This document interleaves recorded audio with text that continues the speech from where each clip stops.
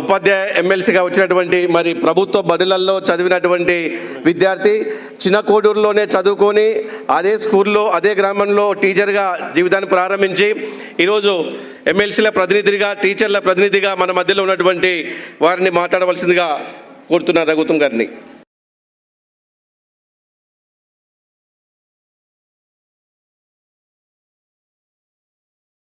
మాతృదేవో భవ, పితృదేవో భవ, ఆచార్య దేవో భవ. ప్రభుత్వ పాఠశాలలకు, నా ప్రభుత్వ పాఠశాలలో చదివేటువంటి పేద బడుగు బలహీన మైనార్టీ విద్యార్థులకు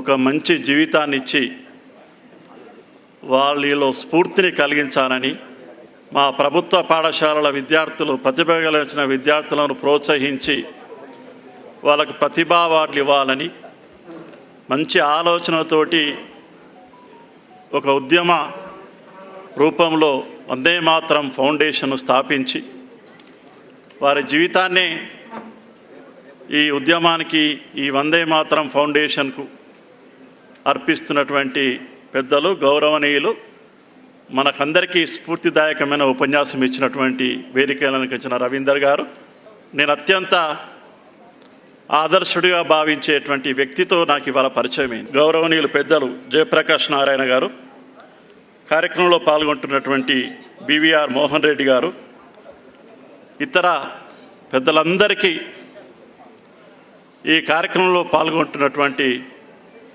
పెద్దలకు, పాఠశాల ప్రధానోపాధ్యాయులకు, ఉపాధ్యాయులకు, పత్రికా మిత్రులకు అందరికీ శిరస్సు వంచి నమస్సుమాంజలి తెలియజేస్తూ చిరంజీవులైన విద్యార్థులకు శుభాశీస్సులు. నా జీవితానికి సంబంధించి మంచి రోజులు ఏవి అంటే, నా 60 సంవత్సరాలు నాకు, అందులో 3-4 రోజులు ఉంటాయి. అందులో ఈ రోజు ఒక్క రోజు అని చెప్తా ఉన్నా.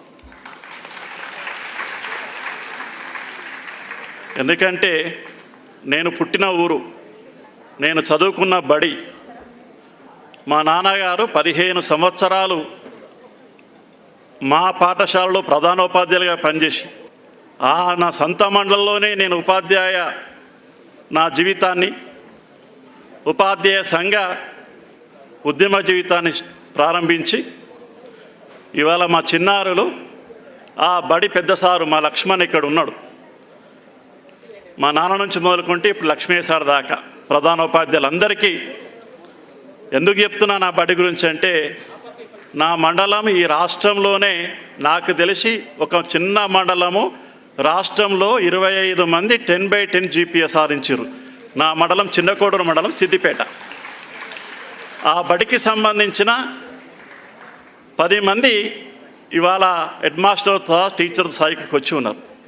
వారందరికీ నిజంగా శిరస్సు వంచి నమస్సుమాంజలి తెలియజేస్తూ, నాకు ఒక గుర్తింపు వచ్చే విధంగా, నా మండలానికి గుర్తింపు వచ్చే విధంగా, నన్ను కన్న ఊరికి ఒక గుర్తింపు వచ్చే విధంగా మా విద్యార్థుల్ని తీర్చిదిద్దిన ఉపాధ్యాయులకు, దానికి సహకరించిన మిత్రులందరికీ హృదయపూర్వకంగా ఈరోజు ధన్యవాదాలు తెలియజేస్తూ, నేను నా సొంత ఊరికి విద్యాపరంగా సేవ చేసిన, నా సొంత ఊరిలో ప్రభుత్వ బడి కడతామంటే స్థలము 2 ఎకరాలు కావాలంటే కీర్తిశేషులైన మా నాన్నగారి పేరు మీద 2 ఎకరాల స్థలాన్ని కొని మా ఊరి పాఠశాలకు ఇచ్చిన.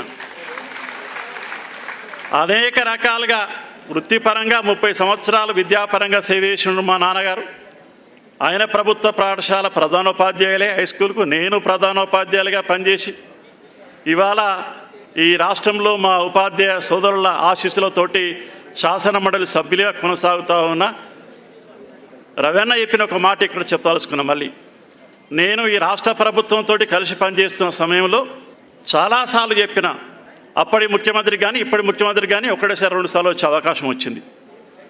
ఏం చెప్తానంటే, ఈ పేద బడుగు బలహీన మైనార్టీ విద్యార్థులు ఈ 76 సంవత్సరాల స్వతంత్ర దేశంలో కూడా ఇంకా సామాజికంగా, ఆర్థికంగా, రాజకీయంగా ఎదగలేకపోతున్నారు. దానికి ప్రధానమైన అంశం విద్యాపరమే. విద్యాపరంగా ఆ కుటుంబాలు అభివృద్ధి చెందితే మనం అనుకున్న ప్రాంతం కానీ, మనం అనుకున్న తెలంగాణ కానీ, బంగారు తెలంగాణ కానీ కావడానికి అవకాశం ఉంటుంది. కానీ ప్రభుత్వ పాఠశాలను నిర్వీర్యం చేసి ప్రభుత్వ పాఠశాలను పట్టించుకోకుండా, ప్రభుత్వ పాఠశాలలో పనిచేసే ఉపాధ్యాయుల సమస్యల గురించి మాట్లాడకుండా మనం ఒక ఫలితాన్ని ఆశిస్తున్నామంటే అది మిథ్యలాగా ఉంటుంది, అదొక భ్రమలాగానే మిగిలిపోతుందని చెప్పి కూడా ఈ సందర్భంగా తెలియజేస్తాం.